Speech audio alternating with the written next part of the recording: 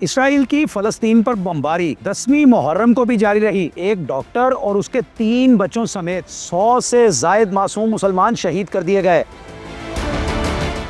آخر اسرائیل فلسطینی ڈاکٹرز کو چن چن کر نشانہ کیوں بنا رہا ہے؟ ٹرمپ کی ٹیرف دھمکیاں، کیا یورپ مفت خور ہے؟ حملے، تضحیک اور تعریف، کیا یہ تینوں ٹرمپ کے بنیادی ہتھیار ہیں؟ کیا ٹرمپ پاگل آدمی کے فلسفے پر یقین رکھتے ہیں؟ رہبر اعلیٰ ایران منظر عام پر آ گئے۔ اسرائیل اور حماس کا پہلا مذاکراتی دور بے نتیجہ کیوں رہا؟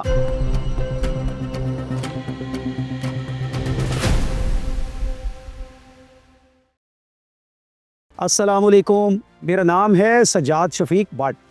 ایران کے سپریم لیڈر آیت اللہ علی خامنائی اسرائیل اور امریکہ کی جانب سے جنگ مسلط کیے جانے کے بعد پہلی مرتبہ منظر عام پر آ گئے۔ رہبر اعلیٰ ایران نے تہران میں شب عاشور کی مجلس میں شرکت کی، جہاں عزاداروں نے ان کا شاندار استقبال کیا۔ مجلس میں شریک افراد نے آیت اللہ خامنائی کے حق میں فلک شگاف نعرے لگائے۔ اے ایران ترانہ پڑھا گیا۔ آیت اللہ نے اپنے گلے میں لپٹی چادر ایک بچی کو ہدیہ کر دی۔ ناظرین، جیسا کہ میں نے اپنے پچھلے پوڈ کاسٹس میں کہا تھا تو بالکل ویسا ہی ہوا ہے۔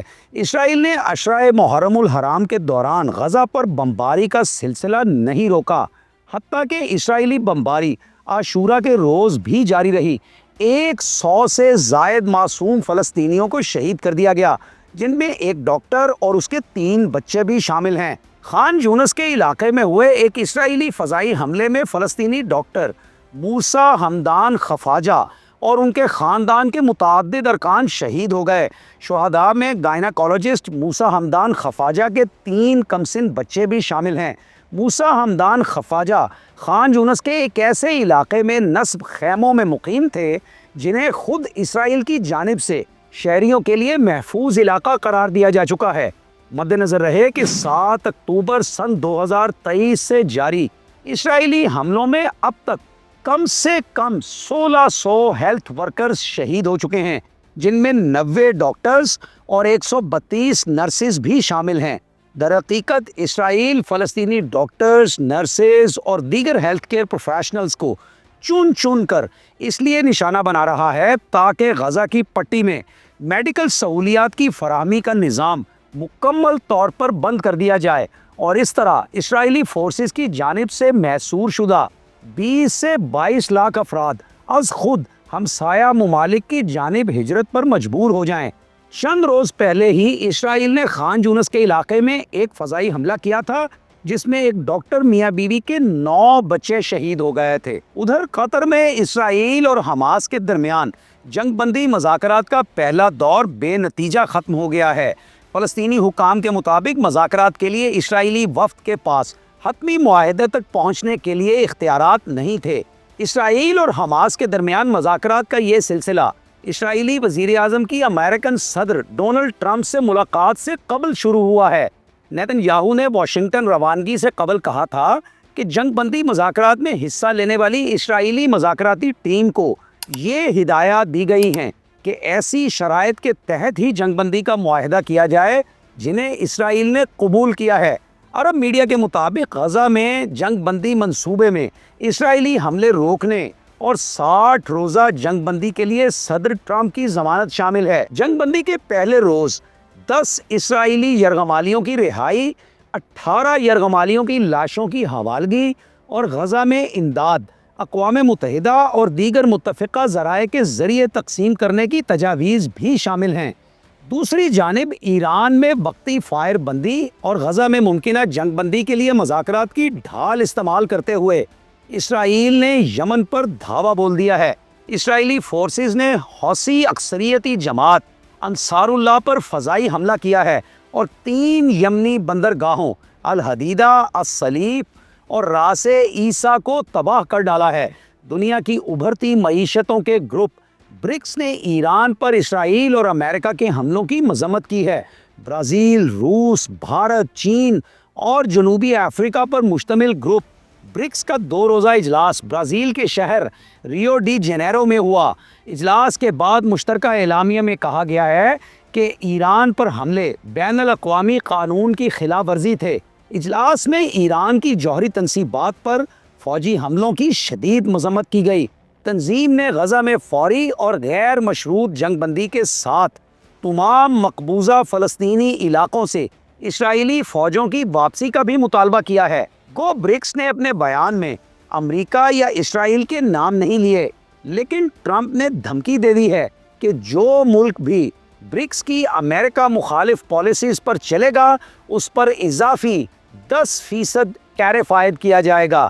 ناظرین، اس وقت بین الاقوامی سیاست کے ماہرین اس نقطے پر بحث میں مشغول ہیں کہ کیا صدر امریکہ بذات خود پاگل ہیں یا دنیا بھر کو پاگل کر دینے میں مصروف ہیں۔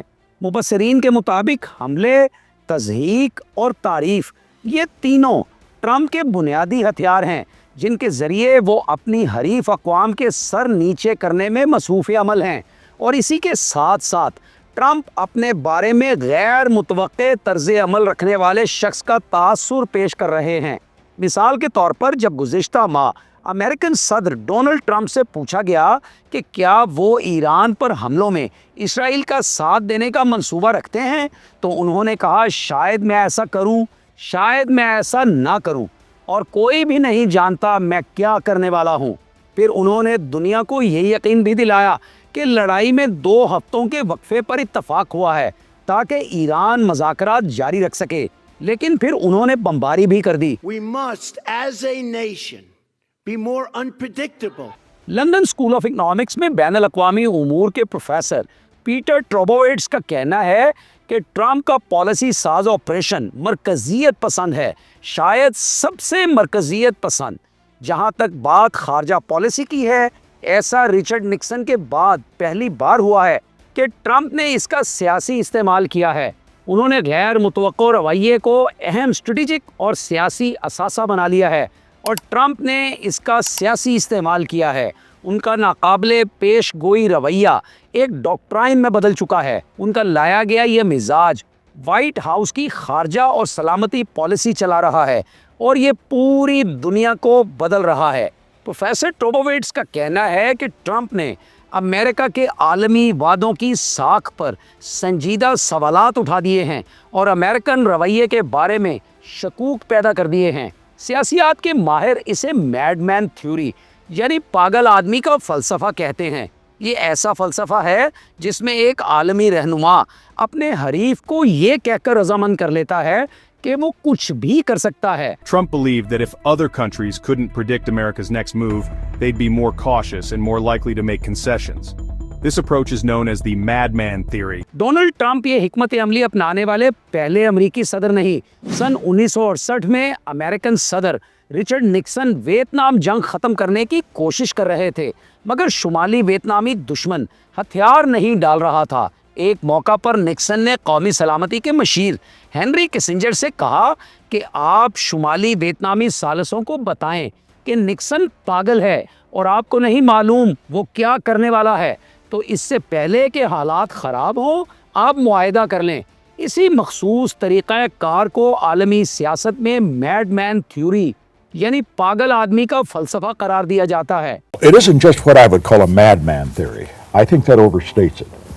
ٹرمپ نے اپنے دوسرے دور صدارت کا آغاز روسی صدر ولادیمیر پیوٹن کی تعریف اور امریکن اتحادیوں پر تنقید سے کیا۔ انہوں نے کہا کینیڈا کو امریکہ کی 51ویں ریاست بن جانا چاہیے۔ وہ کہتے رہے کہ وہ گرین لینڈ کو امریکہ میں ضم کرنے کے لیے فوجی طاقت استعمال کرنے پر غور کر رہے ہیں۔ انہوں نے یہ بھی کہا کہ امریکہ پاناما کینال کا کنٹرول دوبارہ سنبھال لے گا۔ ناظرین، نیٹو چارٹر کے آرٹیکل 5 کے مطابق ہر رکن دوسرے کے دفاع کا عزم ظاہر کرتا ہے، جبکہ ٹرمپ نے امریکہ کے عزم پر شک و شبہات کو جنم دیا ہے۔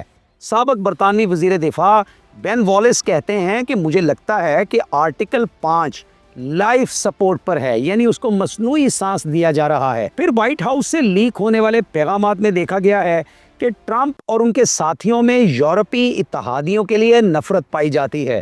امریکن وزیر دفاع پیٹ ہیگسیت نے ٹرمپ کے نام ایک پیغام میں کہا تھا کہ یورپی مفت خور ہیں، میں ان کے لیے آپ کی نفرت کو سمجھ سکتا ہوں۔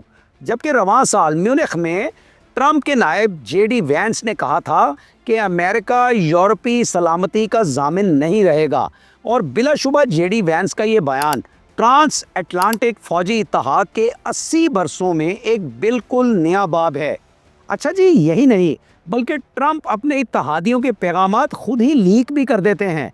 गुज़िश्ता माह नेटो इजलास के दौरान नेटो के सरबराह जनरल मार्क रुटे ने ट्रंप को एक पैगाम भेजा जिसे ट्रंप ने लीक कर दिया। इस पैगाम में वो कहते हैं कि मैं आपको मुबारकबाद देता हूँ और आपका शुक्रिया अदा करता हूँ कि आपने ईरान में सही फैसला लिया, ये गैर मामूली था। अब नेटो ईरान के अंदर अमेरिका के हमले पर अपनी सपोर्ट को छुपाना चाहता था, लेकिन वाइट हाउस ने इसको लीक कर दिया। अब ट्रंप कभी लीक करते हैं कुछ चीज़ें, कभी कुछ चीज़ें जाहिर करते हैं, और इससे वो अपने मकासद को हासिल करने की कोशिश करते हैं। कभी दुश्मन को, मुखालिफ को डराते हैं और कभी उसके साथ मुज़ाकरात की बात करते हैं, और ये बग़ैर तवक्को पैदा किए जो एक रवैया उनका है कि कोई अपने साथ कोई तवक्को वाबस्ता नहीं होने देनी, इसी को मैडमैन थ्योरी कहते हैं कि आप किसी का यकीन ही ना कर पाएँ कि ये किस वक्त क्या करेगा।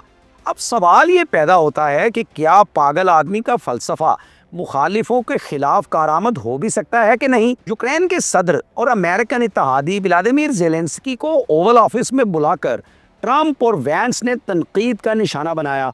बाद में वो अमेरिका को यूक्रेन के मादनी वसाइल देने पर रजामंद हो गए, लेकिन दूसरी तरफ पुतिन ट्रंप की धमकियों को नज़रअंदाज कर देते हैं और फिर मुसलसल यूक्रेन पर हमले करते हैं। फिर ईरान की मिसाल देखिए, ट्रंप का ईरान की जौहरी तंसीबात पर हमला करने का फैसला शायद उनकी दूसरी मुद्दत का अब तक का सबसे गैर मुतवक्के फैसला था। सवाल ये है कि क्या इसका मतलूबा असर हुआ? तो जवाब है कि बिल्कुल नहीं। साबिक बरतानवी वज़ीर ख़ारजा विलियम हेग के मुताबिक ईरान पर अमेरिकन हमले के उलट नताइज मुरतब हुए हैं। इससे ईरान के जौहरी हथियार हासिल करने के इम्कानात ज़्यादा हो गए हैं, कम नहीं हुए हैं, ज़्यादा हो गए हैं। ट्रंप साहब, आपके रवैये के नतीजे में और आपकी पॉलिसीज़ के नतीजे में और आपकी मैडमैन थ्योरी के नतीजे में, और ईरान अब हर सूरत में एटमी हथियार बनाएगा और दीगर ममालिक भी बनाएंगे, और यह प्रोलिफरेशन अब पूरी दुनिया में होके रहेगी। ये सिर्फ अमेरिका का हक तो नहीं कि वो एटम बम बना सके, दुनिया का कोई भी मुल्क अपने दिफा के लिए जो हथियार चाहे वो तैयार कर सकता है। आलमी जंगी मुबस्सिरीन की बड़ी तादाद के ख्याल में अब बहुत ज़्यादा इम्कान है कि ईरान जौहरी हथियार बनाने का फ़ैसला कर चुका है, क्योंकि वो सदाम हुसैन और मुअम्मर क़ज़ाफ़ी के अंजाम से सबक ले रहा है।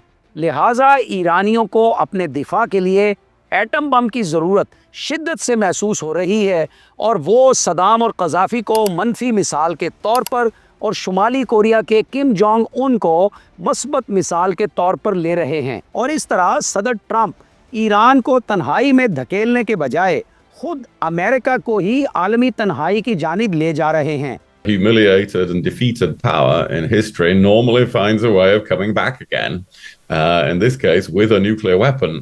देखिए ना, लोग अमेरिका के साथ कारोबार क्यों करना चाहेंगे जबकि वो मज़ाकरात में अमेरिका पर एतमाद ही नहीं करते, और ख़ास तौर पर अगर उन्हें यकीन ही नहीं है कि अमेरिका दिफा और सलामती के मामलात में उनके साथ खड़ा रहेगा, तो वो अमेरिका पर एतमाद आखिर क्यों और किस लिए करेंगे। जर्मन चांसलर फ्रेडरिक मर्ज का बयान भी इस सिलसिले में बगौर देखा जाना चाहिए। जर्मन चांसलर ने कहा है कि यूरोप को अब बाकायदा तौर पर अमेरिका से आज़ाद होने की ज़रूरत है। जी नाज़रीन, आपका क्या ख़याल है? क्या दुनिया की वाहिद सुपर पावर अमेरिका की ज़मामे इक़्तिदार वाकई पागलों के हाथ में है?